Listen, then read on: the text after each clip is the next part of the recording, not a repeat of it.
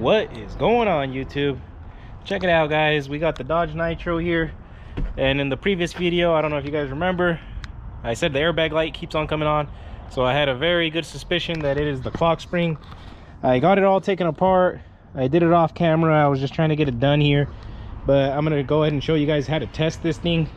I brought it in here in my office, and it is here. So what you're gonna need is your original clock spring and a digital multimeter that reads resistance. So let me get this ready here. What's gonna happen is I already got one of these little shorting bars. You're gonna actually have to take these out for the test because these are linked together, so they actually sit right in there. You see, and all I did was get my little screwdriver, get it right under the pins, and kind of just pry up on it a little bit. There it goes. See, and it comes out.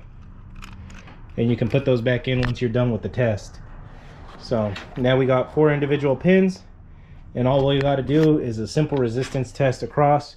I don't have anything to fit in these little pins here, so what I'm going to do is I'm just going to poke these on the side with my little poker. So I'm going to get that thing and I'll come right back to this. Alright guys, so hopefully you guys can see this pretty well. I put a zip tie on this thing so it doesn't spin and break, but it's already probably broken as the airbag light keeps on coming on and off. But that's usually what I do so that way it doesn't overspin to one side or the other. But the way we're going to start by doing this here is I got my little poker. I'm going to choose this first wire here, the red one. I'm just going to put my poker on it and make sure it pokes into the wire, right? And then what you got to do is clip your one end of your multimeter there, and you put your other one on your pin until you find one that has good resistance. So we'll watch on the multimeter here. I don't know, hopefully you guys can see it. That one says open line, that one says open line. There we go. So we got one pin, see that? So I don't know if you guys can quite see on that. Let me clip it onto that one there,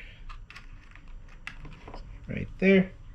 So if you can see on the camera or not, but we got 0 going across, and then all we got to do is spin this thing here, maybe half a turn that way. You got to spin it slow, and half a turn that way. So it looks like this one's probably going to be good, so we're going to go to the next wire, which is going to be our blue one here.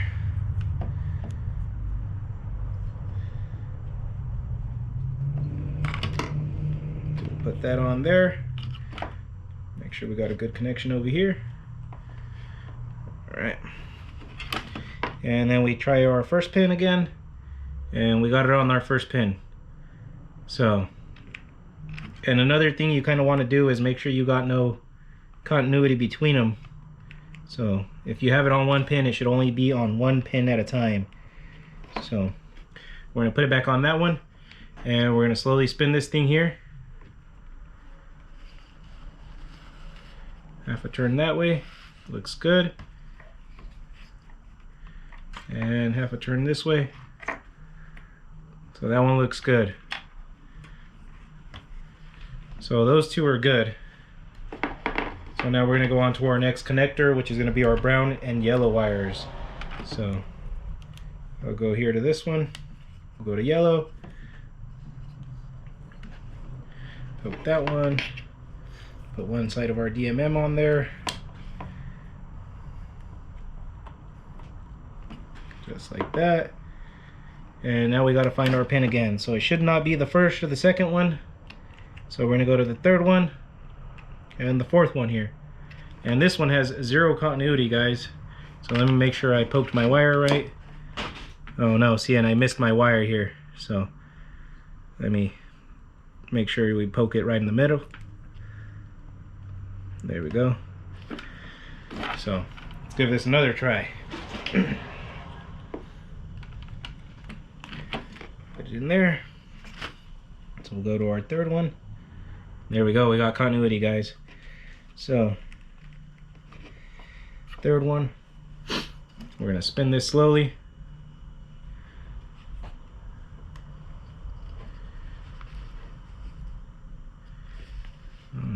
guys.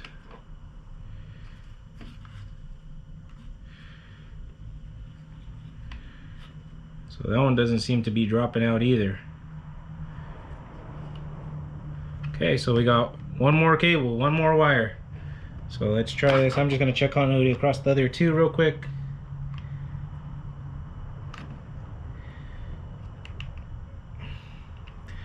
All right, and I'm just gonna clip this onto our 4th pin because technically that's the one it should be, right? Nope. It's kind of touching our other pin there, but it'll be fine.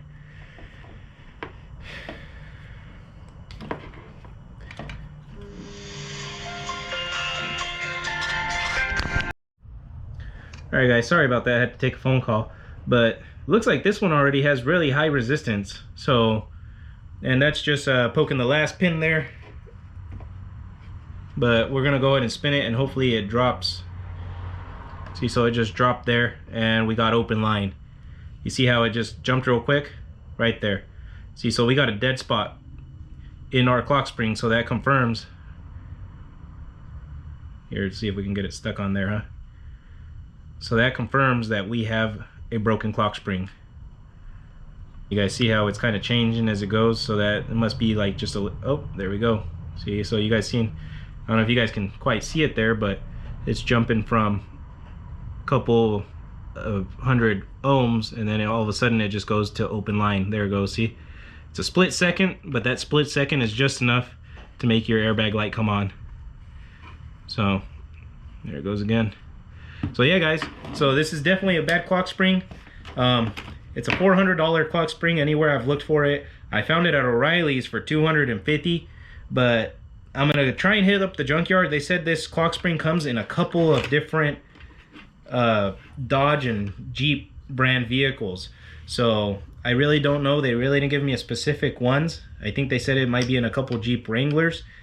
So I'm gonna go to the Junkyard and look if I can find something with a similar style steering wheel, and maybe I'm gonna take this clock spring and see if I can match it up. So if I can find something similar, that'll be a score for us guys. It'll be saving 200 bucks. If I can't, then I'm gonna have to order the $200 one from O'Reilly's. So let's get going to the Junkyard, guys. All right guys, check it out. We got our Nitro. Airbag light comes on and then it just turns right off. Heck yeah guys. Let's see, we're gonna slowly turn it. Oh yeah, nothing.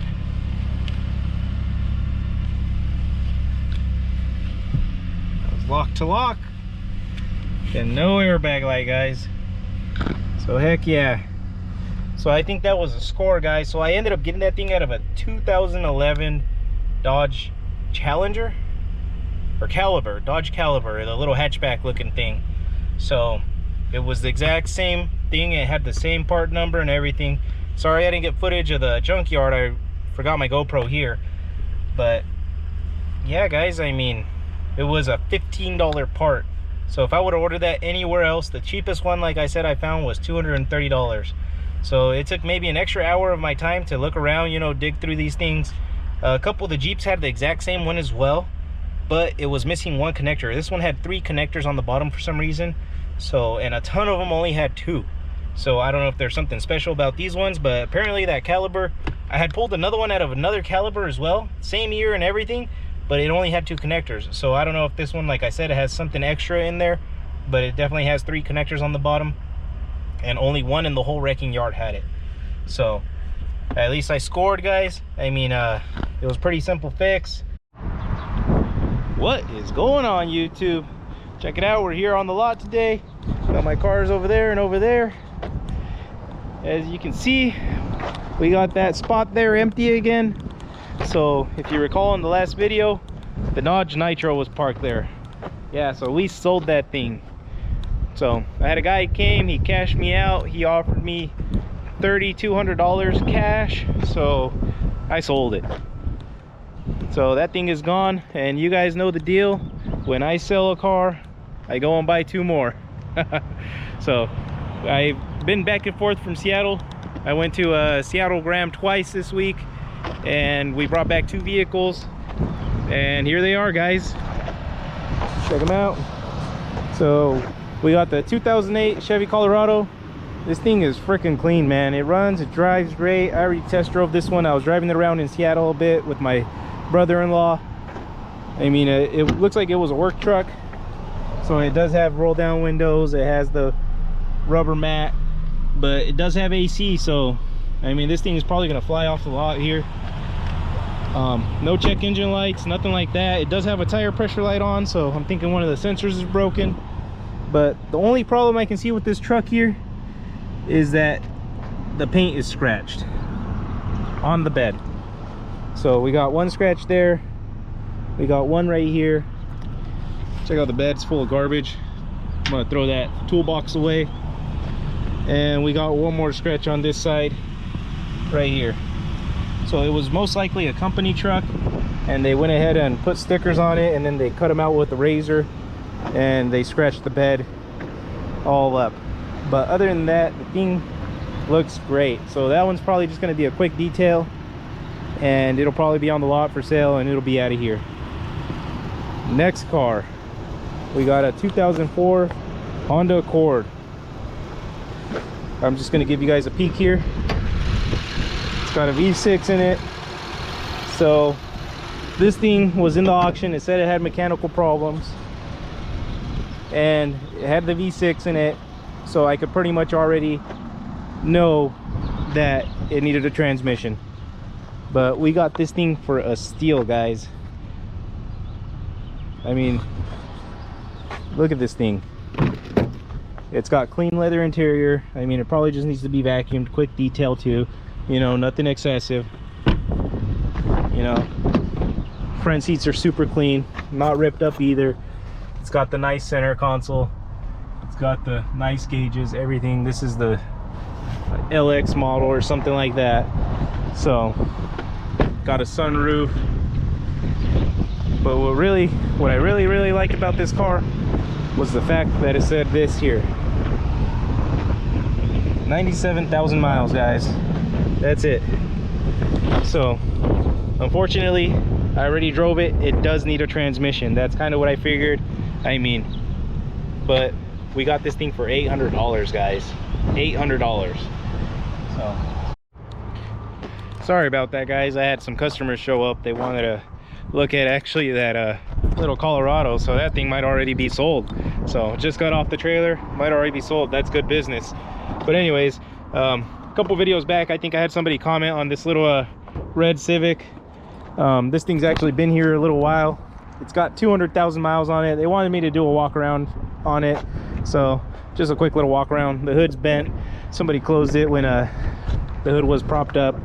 I got the club on it. I'll unlock it for you guys here, but just a quick little walk around, I guess. Interior is pretty beat up. I mean, it's a $1,500 car. It's got 198,000 miles on it. So other than that, it's all original. It has AC and it runs and drives good. It's a stick shift car. So I mean, somebody will eventually buy this thing for 1,500 bucks. I mean, if somebody comes and gives me cash, it'll probably will go cheaper.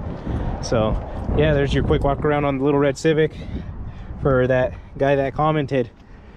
But back to our cars here. We do have the Accord and the Colorado. Those are going to be our next two project cars.